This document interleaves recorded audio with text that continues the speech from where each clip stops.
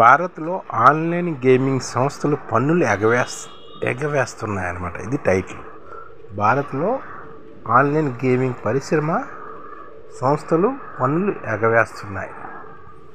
Bharat online gaming పరిశ్రమ విలువ దాదాపుగా 26,000 కోట్లు, అంటే $310 కోట్ల అన్నమాట. ఇందులో సింహభాగాన్ని విదేశీ గేమింగ్ యాప్లే చేజిక్కుంటున్నాయి.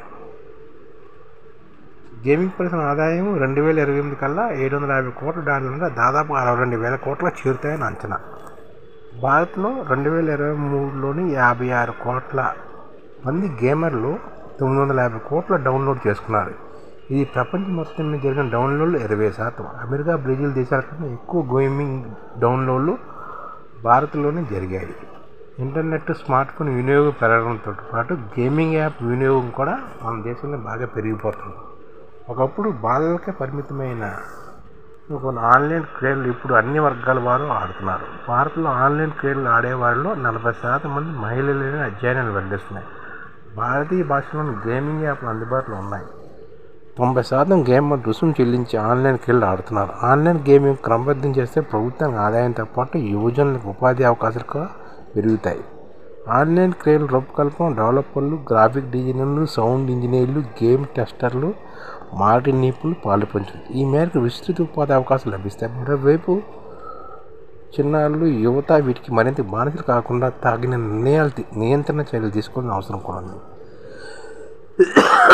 స్మార్ట్ ఫోన్ చేతిలోకి వచ్చిన తర్వాత ఆన్లైన్ క్రీడలు ఆడేవారి సంఖ్య దాదాపుగా పెరుగుతుంది. ఈ క్రమంలో ఎన్నో యాప్లు పుట్టుకొస్తున్నాయి. పలు విదేశీ గేమింగ్ యాప్లు భారత్లో విజేతంగా పన్నులు ఎగవేస్తున్నాయి అన్నమాట. ఐపీఎల్, T20, ఆసియా కప్ వంటి ఆటలు పోటీలు ప్రసారమవుతున్నప్పుడు అభిమానులకు టీవీలు అతుక్కుపోవడం చూస్తూనే ఉన్నాం. క్రికెట్లో ఓవర్ల మధ్య ఆన్లైన్ గేమింగ్, బెట్టింగ్లకు సంబంధించిన వాణిజ్య ప్రకటనలు టీవీ ఛానళ్ళకు కనిపిస్తున్నాయి. వాటిలో కొన్ని ప్రకటనల్లో సినీ తారలు, క్రీడా ప్రముఖులు కూడా దర్శనమిస్తున్నారు. సామాజిక మాధ్యమాలు, రోడ్డు ప్రక్కన వాణిజ్య ప్రకటన బోర్డుల్లోనూ, ఓటీటీ వేదికల్లోనూ గేమింగ్ యాప్ల ప్రకటనలు కనిపిస్తున్నాయి. ఇక్కడ మెలిక ఏమిటంటే చాలా గేమింగ్ యాప్లు పన్ను మినహాయింపు లభించే మాల్టా, బెలిజీ వంటి దేశాల నుంచి కార్యకలాపాలు నడుపుతున్నాయి. భారత్లో అవి పన్నులు ఎగవేస్తున్నాయి. వాటి గురించి పట్టించుకోని ప్రభుత్వం తమ నుంచి మాత్రం ముక్కుపిండి మరి పన్నులు వసూలు చేయబోతున్నాయని భారత్ గేమింగ్ కంపెనీలు, ముఖ్యంగా అంకుర సంస్థలు వాపోతున్నాయి అన్నమాట. ఇప్పుడు చాలా కంపెనీలు ఏం చేస్తారు, మాల్టా, బెలిజీ నుంచి తమ గేమింగ్ యాప్లను కార్యకలాపాలు నిర్వహిస్తున్నమాట. గేమింగ్ యాప్లు 2 రకాలు అన్నమాట. ఒకటి అదృష్టం ఆధారపడిన బెట్టింగ్, క్రీడా జ్యోతాల యాప్లు అయితే, అదృష్టం ఆధారపడిన బెట్టింగ్, క్రీడా జ్యోత యాప్లు అయితే. రెండో రకం నైపుణ్యం అవసరమైనవి అన్నమాట. నైపుణ్య ఆధారిత క్రీడా యాప్లపై 18% పన్ను GST వసూలు కట్టాలన్నమాట. అదృష్టం సంబంధించిన క్రీడలపై 28% GST విధిస్తారు. అయితే విదేశీ గేమింగ్ యాప్లు విచ్ఛేదంగా పన్ను ఎగవేస్తున్నాయి. ఇవి భారత్లో వ్యాపారం చేయాలంటే ముందుగా ఇక్కడ నమోదు చేసుకొని 28% GST చెల్లించాలని నేడు జూలైలో GST మండలి తీర్మానించింది. ఆ తర్వాత అక్టోబర్ 1వ తేదీ నుంచి దీనికి సంబంధించి నోటిఫికేషన్ ప్రభుత్వం జారీ చేసింది. 28% GST నేడు జూలై నుంచే కాకుండా అంతకుముందు నుంచి వర్తిస్తుందని స్పష్టం చేసింది. అయినా విదేశీ యాప్లు పన్ను ఎగవేస్తూనే ఉన్నాయి. అక్టోబర్ తర్వాత ఒక్క విదేశీ ఆన్లైన్ గేమింగ్ కంపెనీ భారత్లో రిజిస్టర్ కాలేదని నేడు డిసెంబర్ 5న కేంద్ర ఆర్థిక సహాయ మంత్రి పంకజ్ చౌదరి వెల్లడించాడు.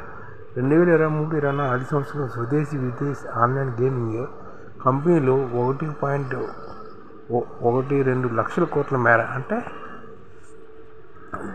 అంటే దాదాపుగా 1,00,000 కోట్ల మేర GST షోకాజ్ నోటీసులు జారీ చేశామని కూడా చెప్పారు. మహారాష్ట్ర, గుజరాత్, హర్యానాలోని గేమింగ్ కంపెనీలు అత్యధికంగా GST ఎగవేశాయని అధికారిక వర్గాలు తెలిపాయి. ప్రభుత్వం భారత్లో నమోదు కానీ విదేశాల్లో GST చెల్లించిన విదేశీ గేమింగ్ వెబ్సైట్లు, యాప్లను స్తంభింపజేయాలని, వాటి వివరాలను అధికారికంగా వెల్లడించలేమని చెప్తున్నారు అన్నమాట. అందుకనే మనం ఏం చేయాలంటే ఆన్లైన్ పన్ను ఎగవేస్తున్న విదేశాలను గుర్తించి మనం వాటి మీద చర్యలు తీసుకోవాలి.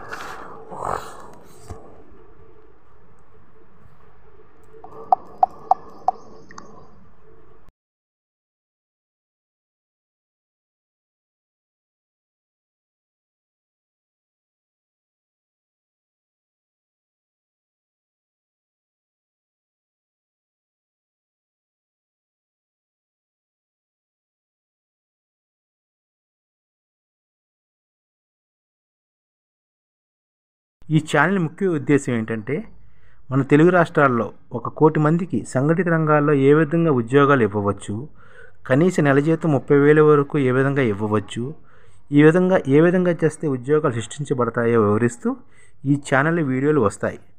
అలాంటి వీడియోలు మీకు కావాలంటే మన ఐడిఎఫ్ భాస్కర్ ఛానల్ని సబ్స్క్రైబ్ చేసుకోండి. ఐడిఎఫ్ అంటే ఇండియన్ డెవలప్మెంట్ ఫోర్స్. ఈ వీడియోలు చూసిన తర్వాత మీకు నచ్చితే లైక్ చేయండి, మీ ఫ్యామిలీ మెంబర్స్కి షేర్ చేయండి మరియు మీ ఫ్రెండ్స్కి షేర్ చేయండి. Thank you. నమస్కారం.